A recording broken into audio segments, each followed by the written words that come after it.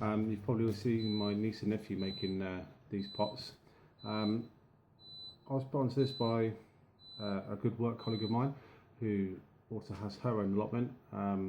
She loves her gardening. It's called the Eco Pot Maker, and they're about $18.99. You can find them online.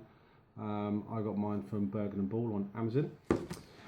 Okay, so what's in the box? So you get 3 different size pots. You can make from the large pot, which is about 2.5 inches, medium pot, which is about 1 inch, and then you get a very small, tiny pot on the end, which is probably about 1/2 inch to 1 inch maybe. So that's what's in the box. So today I'm going to make the medium size pot. It's quite simple, so you need the medium sized pot. Each one stacks inside the other, so use this one. This is your mandrel, this is your base, goes inside.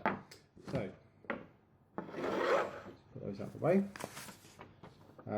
So just for this I'm just using some cut down A4 paper.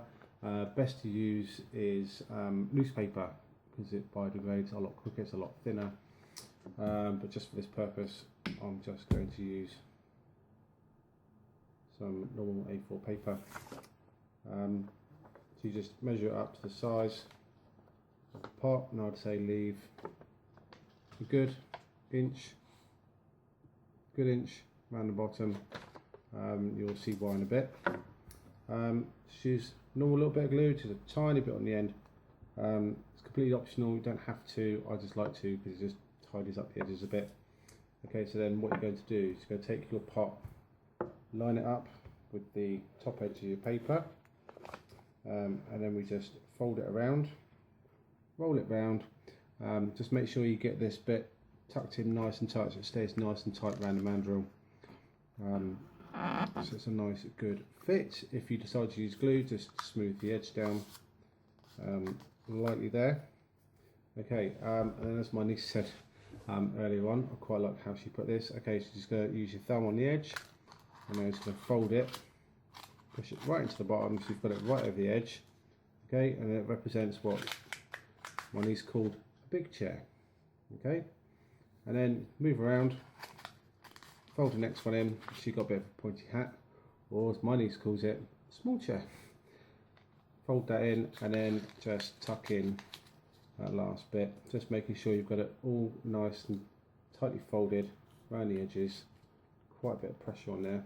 Okay, so once you've done that, see that's going to be the inside of your pot. This part's going to form the base. So then you take your large pot, which is also the mould for your medium pot. Okay, and you can see just inside there's a raised, so it's all been drilled out inside. There's a raised circle in the bottom of that pot. Just about see that. And that fits inside the centre of this one. Okay, so then you just put it in there. Good bit of force. Some of you might stand up, really push it down. Okay, and you can see there that it's pushed it all inside, got it inside there, nice and tight. And then just using your thumb and finger, gently slide it out. And there it is. You have a nice tidy pot. It's great. I'm planning on using this for my sweet corn this year. I might use a slightly larger pot purely and simply because made out of newspaper, I can just plant the whole entire pot into the ground when they're ready to go and just leave it. The paper will biodegrade. Saves money. Something to recycle your newspapers for, don't have to chuck them in your recycle bin. The smaller, tinier ones I was planning on using for my carrots.